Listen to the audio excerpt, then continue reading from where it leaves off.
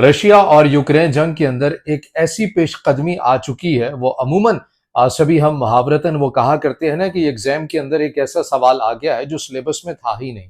बिल्कुल एक ऐसी पेशकदमी हो चुकी है इस जंग के अंदर भी, जिसके बारे में ये गुमान किया जा रहा है कि भाई इस नुक्ते के ऊपर, इस पॉइंट के ऊपर तो सोचा भी नहीं था कि रशिया ये काम भी कर सकता है या ये काम करने का इरादा भी रख सकता है। ऐसा हुआ क्या है या कौन सी पेशकदमी है जिससे मुतल्लिक पूरी दुनिया को तशवीश लाहक हो गई है? यकीनन आप भी जानना चाहते होंगे।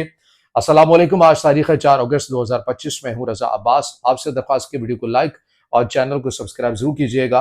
तो राइटर्स में इंटरनेशनल मीडिया जो आउटलेट है उसके ऊपर अमरीकी जो तज्जियाकार है उन्होंने खबर शाया की है। उसकी जो अंग्रेजी एक हेडलाइंस हमारे सामने आई है जो आपने थंबनेल में भी देखी होगी, मैं पढ़कर भी आपको बता देता हूं कि Russia satellite link to nuclear weapons programme appears out of control, US analyst से ये खबर शाया हुई थी 25 अप्रैल 2025 को। और इससे मुतालिक फ़कत उस वक्त तक इतनी ज़्यादा बातें नहीं की गई, लेकिन अब ये पूरी दुनिया के लिए तशवीश का बाइस बन रही है। क्यों बाइस बन रही है? इसका जो उर्दू मतन है वो मैं आपके सामने रखता हूँ। वो ये है कि इसकी एक रिपोर्ट के मुताबिक यूक्रेन की खुफिया एजेंसीज ने खबरदार किया था कि रशिया खला में एक एटमी हथियार एक्सप्लोड करने की तैयारी कर रहा है।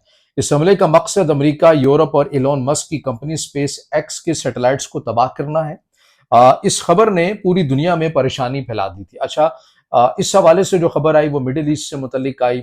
दीगर जो एक्सकेल प्लेटफॉर्म है वहां के ऊपर नशर होती रही। पहले ये बातें की जाती रही कि रशिया पूरी दुनिया के जो सैटेलाइट निज़ाम है उसको मफलूज कर सकता है। फिर ये खबर आई कि नहीं, ये फ़कत यूक्रेन की हद तक है। लेकिन अभी जो तशवीश है उसका अंदाज़ा अमरीकी हुकाम ने, मगरबी ममालिक ने लगा लिया है। और यही वो वजह है कि अमरीका ने अपनी जोहरी आबदोज़ों को, उनकी मूवमेंट को तब्दील करने का हुक्म जारी किया। और इसके साथ साथ अमरीका की जानिब से साथ ही एक और सिफारती तौर के ऊपर भी कदम उठाया गया कि अमरीकी सदर डोनाल्ड ट्रंप ने अपने इंतहाई अहम जो मुशीर हैं स्टीव विटकॉफ, उन्हें रशिया जाने का कहा है। और वो सदर ट्रंप का एक खसूसी पैगाम पुतिन को जाकर देंगे। और उसकी वजह यह है कि जो अमरीका की जानिब से एक डेडलाइन मुकर्रर की गई थी कि 8 अगस्त को आपने मुज़ाकरात और जो जंग बंदी है इसको यकीनी बनाना है, पुतिन ने साफ इनकार कर दिया है। पुतिन ने यानी रशिया ने वाज़ेह तौर पे कहा है कि भाई हम किसी की डिक्टेशन नहीं लेंगे। हमें पता है कि जंग को कब मज़ीद बढ़ाना है, कब आहिस्ता करना है और कब जंगबंदी की तरफ जाना है। तो कोई हमें डिक्टेट ना करे कि हम किसी के कहने के ऊपर जंगबंदी करेंगे और हमें 8 अगस्त की डेडलाइन आप मत दें। ये इंतहाई सख्त मौक़िफ़ अपनाया गया है, मगर उसके बावजूद अमेरिका की जानिब से, अमेरिका के सदर की जानिब से अपने नुमाइंदे स्टीव विटकॉफ को भेजा गया है कि भाई जाइए, पुतिन को बताइए कि मामला जो है वो फिर कहीं और चला जाएगा।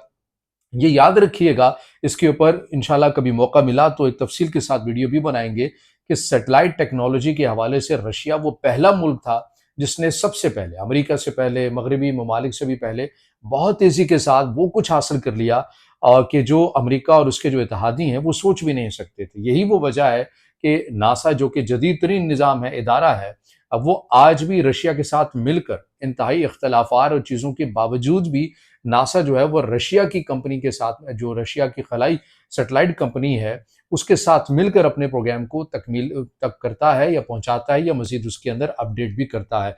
तो यहाँ से आप अंदाज़ा लगा सकते हैं कि रशिया सैटेलाइट के ऊपर खासी ग्रिप रखता है।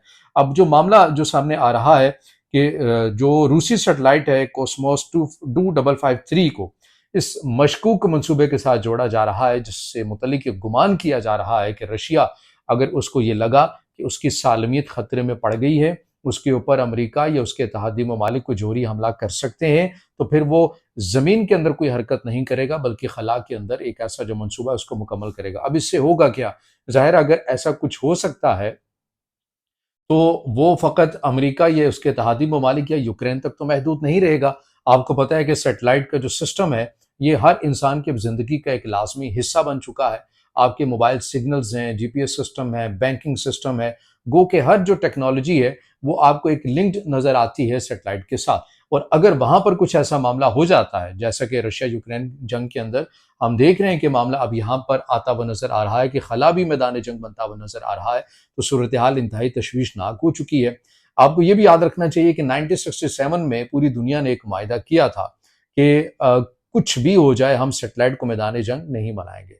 अब इस ज़मन में जो रशिया ने उस वक्त भी अपना एक प्रोग्राम शुरू किया था जिससे मुतल्लिक अमेरिका को, उसके इत्तेहादियों को काफ़ी तहफ़्फ़ुज़ात थे और ये कहा गया था कि आलमी क़वानीन की ख़िलाफ़ वर्ज़ी है और इस ज़िमन में रशिया के अगेंस्ट एक करारदाद भी लाई गई थी अक़वाम मुत्तहिदा में, लेकिन उसे रशिया और ख़ुद चाइना ने वीटो भी कर दिया था। तो सूरत-ए-हाल अब आपको जो है रशिया यूक्रेन जंग के अंदर बहुत तेज़ी के साथ आगे बढ़ती हुई नज़र आ रही है और पुतिन के रवैये में अब आपको एक एग्रेसिव होते हुए वो नज़र आते हैं और ऐसा लग रहा है कि वो बहुत जल्दी में है कि वो इस नुक्ते के ऊपर या स्टेज के ऊपर पहुँच जाएँ कि वो यूक्रेन को मुकम्मल तौर के ऊपर हथियार लें। तो ये वो चीज़ें हैं जो इंडिकेट कर रही हैं और दूसरी जानिब अगर हम मुख्तसरन बात भी करें चाइना और ताइवान के हवाले से, तो वहाँ भी जो सिचुएशन है वो कुछ अच्छी नहीं आ रही। बैक टू बैक चाइना बड़ी खामोशी के साथ अपने जदीद तरीन फाइटर जेट जो है वो जानबूझकर इरादी तौर के ऊपर उन फ़ज़ाई हदूद के अंदर लेके जाता है जहाँ पर अमेरिकी दिफ़ाई निज़ाम इंस्टॉल है या फिर जापान का इंस्टॉल है और फिर उसके बाद मुमकिना तौर के ऊपर अब ये भी बातें आ रही हैं कि 6th जनरेशन जो फाइटर जेट हैं उसकी भी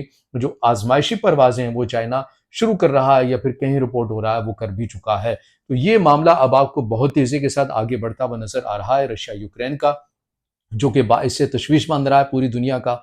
अब देखना यह है कि अमेरिकी सदर डोनाल्ड ट्रंप के अहम मशीर स्टीव विटकॉफ कन्विंस कर पाएंगे अमेरिकी सदर डोनाल्ड ट्रंप के अंदर पैगाम के अंदर कोई ऐसी ऑफर है जिससे पुतिन जो है वो राजी हो जाएंगे या फिर पुतिन उसी बात के ऊपर फार्मूले के ऊपर तय है कि भाई जो इलाके मैंने यूक्रेन के ले लिए हैं मैं उनसे 1 इंच भी पीछे नहीं हटूंगा और अगर ऐसा होता है तो ज़ेलेंस्की के लिए ये एक्सेप्टेबल होगा या नहीं होगा। इससे मुतल्लिक आपने जो राय है वो ज़रूर हमें आपने कमेंट्स में भी देनी है, वीडियो को लाइक भी करना है और चैनल को सब्सक्राइब